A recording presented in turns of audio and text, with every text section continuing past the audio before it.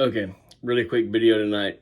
My boy is playing coach pitch, and I've been watching him play. I've been very proud. And so they got me thinking about the days when I played little league baseball. I played t-ball.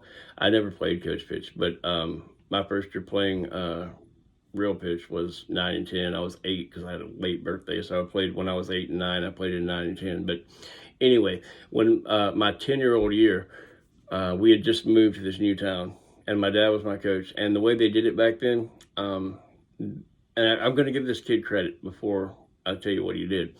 Um, they would have a draft. They'd have all the players. The coach's son obviously got to be on the team, but then they would pick players. They would just get whoever had signed up that year to play. They would just go through and pick. And we knew nobody. We knew nobody in the town or anything. And all these other coaches, they had known players. They knew who was a decent athlete or whatever. We ended up having the absolute worst team in the league. And not only that, we ended up being sponsored by McDonald's. And so we had gray pants, not even white pants. We had gray baseball pants that were not flattering. And then we had a red shirt with the bright yellow M, the golden arches on it, that said McDonald's. We were, without a doubt, the worst team in the league. We had about 3 players who you could even think might touch the ball when it was thrown, like a pitched ball. We were terrible. But there were 2 things I was going to say. One thing, my dad was the coach, like I said, and the first practice he had all the players out at shortstop. He had somebody at first base, and so they was trying to see who could throw the ball. So it got to be my turn at shortstop, and I caught the ball. I threw it to first base. The guy at first base, whoever that was, missed the ball completely. He kind of threw his glove at it, like, Wah! And anyway, it did not touch, the ball never touched his glove, and it smashed him in the knee. And so he fell down, started crying, and what me, the little jerk that I fell down on the ground and just started laughing and looking up and pointing and just laughing. I was a jerk.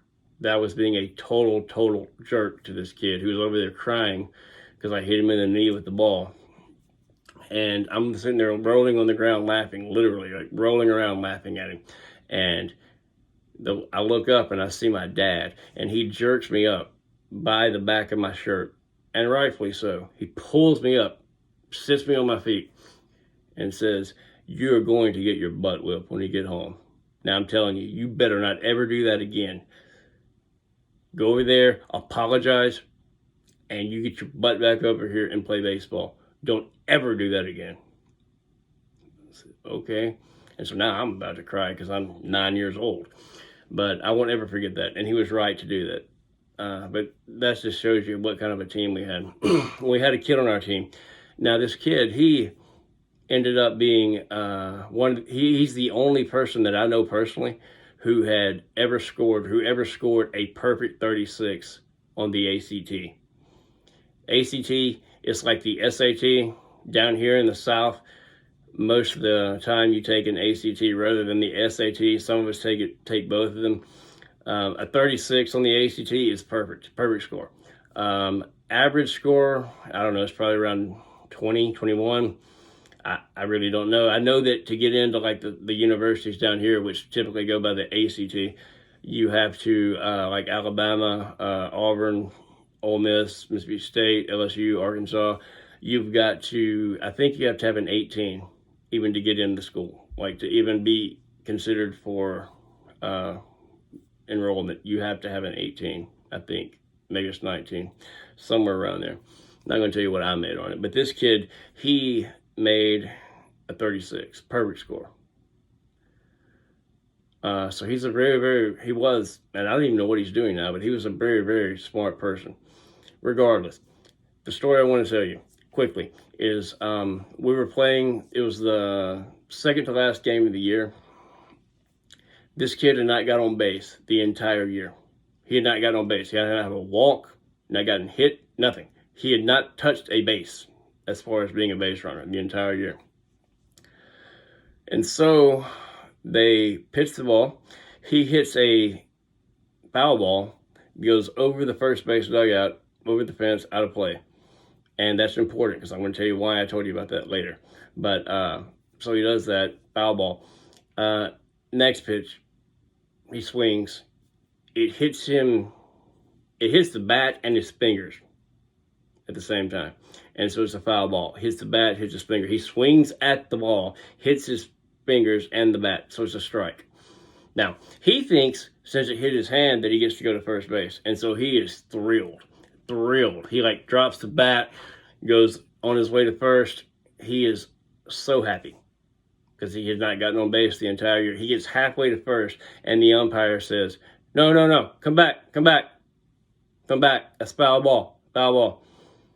And the kid looks at him and he's like, that's a foul ball, that's strike two, come back. And as soon as the kid realizes that it is strike two and that he does not get to go to first base, he goes, not exaggerating, he says, "Oh!"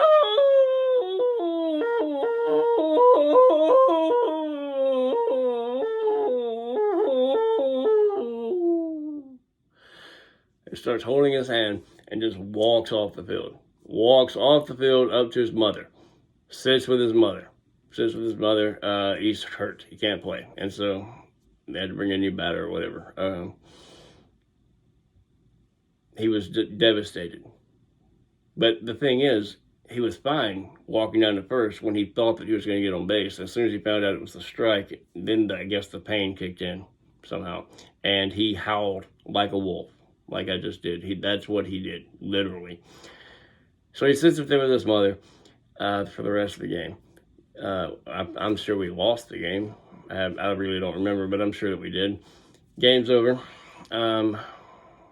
My dad and the other coach are talking after the game, and the umpire who's up there, he comes up there talking to them, and I'm standing there beside, and I hear my dad and the other coach and the umpire talking, and the umpire says, "You know, he came and asked me for that ball?" And they're like, "What ball?" "Yeah, when he hit that ball, that foul ball over the first base dugout, he said he never hit a ball that far. He wanted that ball.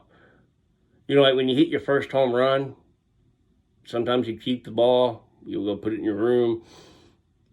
This foul ball that went about 75 feet over the first base dugout, he decides that he wants to keep it. So he went and asked the umpire, or his parents did. I don't know if it was him or his parents, but they asked for that ball so that he could take it home and put it up on the shelf. Like, you know, your first home run, if you hit a grand slam, you throw a no-hitter.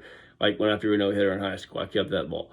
But this ball over the dugout, foul ball, the first time he had actually put the bat on the ball the entire year. He wanted that ball to go home and take and put up as a souvenir. But you know what? I bet he's doing really well now. Because like I said, he is the only person that I know personally who ever made a perfect score on the ACT. And the last that I had heard of him, he was majoring in engineering. So I'm sure right now he's doing really well. I just thought that was funny. And the reason I was thinking about it was because, like I said, my boy's playing coach pitch now, and he's crushing it. And I'm just proud. You know, I'm probably over biased. But anyway, that's the story.